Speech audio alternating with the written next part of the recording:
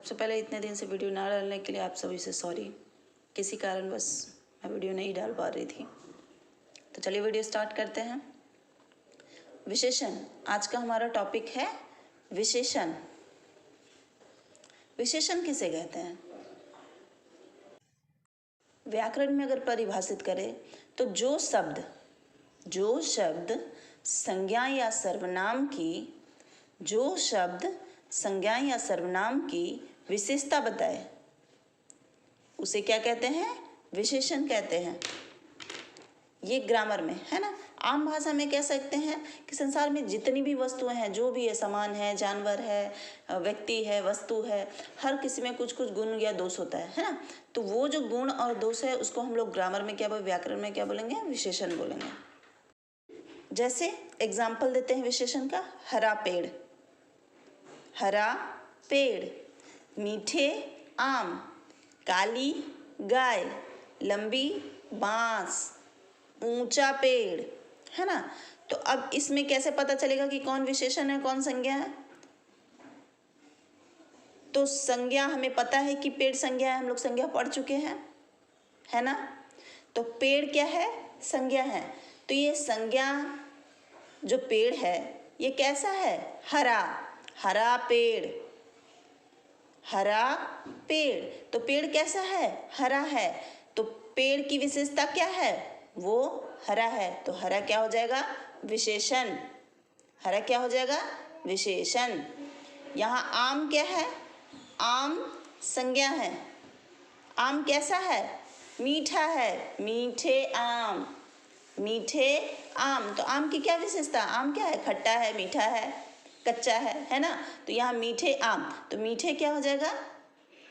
विशेषण। किसका विशेषण? आम की विशेषता है मीठा, है ना। काली गाय कैसी है? काली है। गाय कैसी है? सफेद है ना। मोटी है। गाय बहुत पतली है। तो यहाँ गाय जो है वो क्या है? संज्ञा है। और संज्ञा की विशेषता क्या है? काली। गाय क्या है? काली। तो ये काली हो जाएगा विशेषण। लंबी बांस यहाँ क्या है? संज्ञा। तो संज्ञा की विशेषता क्या है? बांस बहुत लंबी है। तो लंबी बांस। लंबी यहाँ पे बांस की विशेषता है ना। बांस संज्ञा है और संज्ञा की विशेषता क्या है? लंबी। बांस की विशेषता क्या है? लंबी, वो बहुत लंबा है। ऊंचा पेड़। तो पेड़ यहाँ संज्ञा है। संज्ञा की क्या विशेषता है यहाँ पे? ऊंचा। पेड़ कैसा है? ऊंचा। तो पेड़ की विशेषता है वो बहुत ऊंचा है ना। पेड़ बहुत ऊंचा है।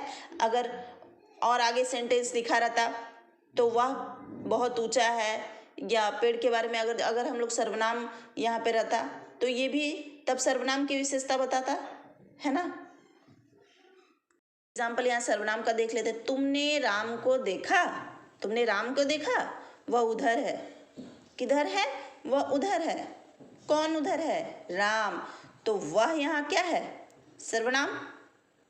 तुमने राम को देखा, वह उधर है। कौन उधर है? राम। अब वह आलसी हो गया है। तो कौन आलसी हो गया है? राम। वह आलसी हुआ। वह कौन है? राम। पहले यहाँ राम क्या था? संज्ञा था। संज्ञा के जगह में जो हम लोग शब्द इस्तेमाल करते हैं उसको सर्वनाम कहते हैं। तो राम के जगह में हम लोग वह इस्तेमाल किए थे, है ना। अब यहाँ वह आलसी हो गया। वह कौन? वह। तो वह क्या है? सर्वनाम है। तो सर्वनाम क्या हो गया यहाँ? वह। तो वह आलसी है। वह की विशेषता क्या है? वह आलसी है। तो आलसी यहाँ क्या हो जाएगा? आलसी हो जाएगा विशेषण, और वह है सर्वनाम। ठीक है। तो यहाँ किसकी विशेषता बताया गया है? सर्वनाम की विशेषता, है ना। इसी तरह मैंने कल यह बड़ी सुंदर साड़ी खरीदी। कैसी साड़ी खरीदी? बड़ी सुंदर साड़ी खरीदी। तो यह की विशेषता क्या है? यह कौन है? यह बड़ी सुंदर साड़ी खरीदी। तो यह हो गया सर्वनाम, और सुंदर क्या हो जाएगा? विशेषण। तो यहाँ क्लियर है, जो शब्द संज्ञा या सर्वनाम की विशेषता बताए उसको हम लोग क्या बोलते हैं? विशेषण बोलते हैं। विशेषण के भेद याद रहेगा। विशेषण के कितने भेद हैं? 4 भेद है।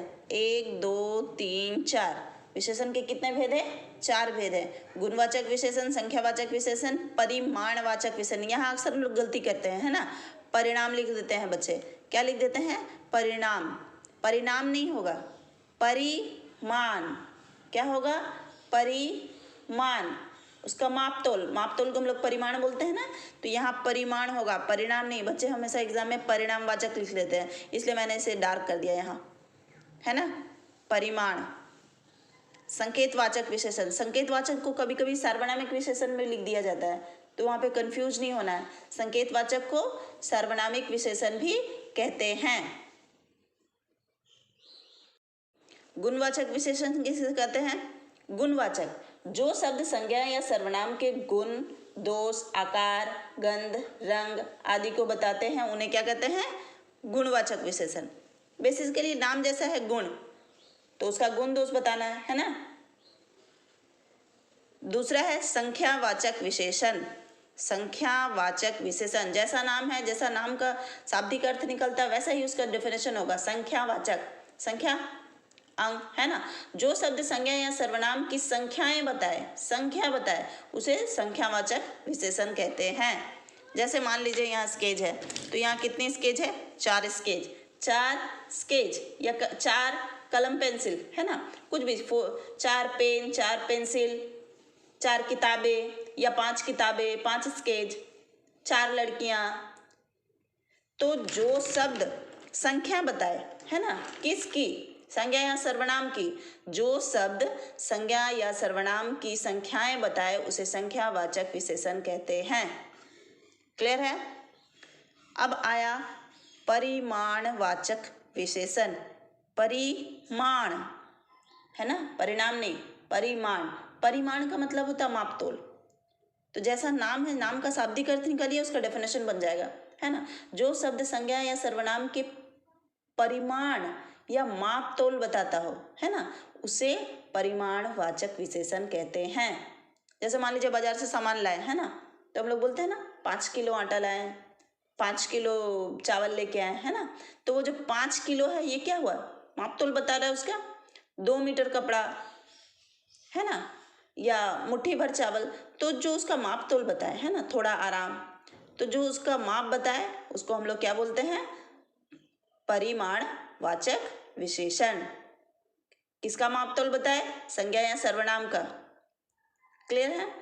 अगला है संकेतवाचक विशेषण या सार्वनामिक विशेषण भी बोलते हैं इसको, ठीक है। तो संज्ञा या सर्वनाम, संज्ञा या सर्वनाम शब्दों की ओर संकेत करने वाले विशेषणों को संकेतवाचक विशेषण कहते हैं।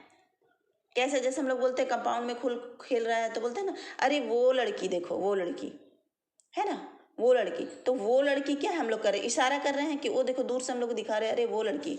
या कोई आपको मार दिया, वो लड़का हमको मारा है ना, तो वो लड़का ऐसे इशारा किए, तो वहाँ हम लोग क्या किए? संकेत किए, इशारे दिए।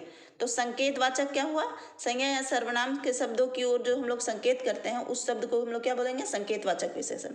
यह लड़की, वह लड़का, यही बच्चा, ये बैल, वे छात्राएं, है ना। तो ये सब इसके एग्जाम्पल हुए। अभी फिलहाल आप लोगों को क्लास 3 में इतना ही पढ़ना है विशेषण के बारे में। विशेषण क्या है, उसका डेफिनेशन क्या है, काइंड ऑफ विशेषण मतलब काइंड ऑफ एडजेक्टिव्स क्या है, विशेषण के भेद, है ना, या उसको प्रकार भी कभी कभी लिख देते हैं, एग्जाम में घुमा करके क्वेश्चन दे देते हैं। बस इतना ही जाना, विशेषण किसे कहते हैं, कितने भेद होते हैं, भेदों के नाम, है ना। आगे जब अगले क्लास में जाइएगा तो और डिटेल में पढ़िएगा, है ना। अभी इतना ही जानना है। अगले क्लास में हम लोग विशेषणों की रचना करना सीखेंगे। तब तक के लिए जय हिंद।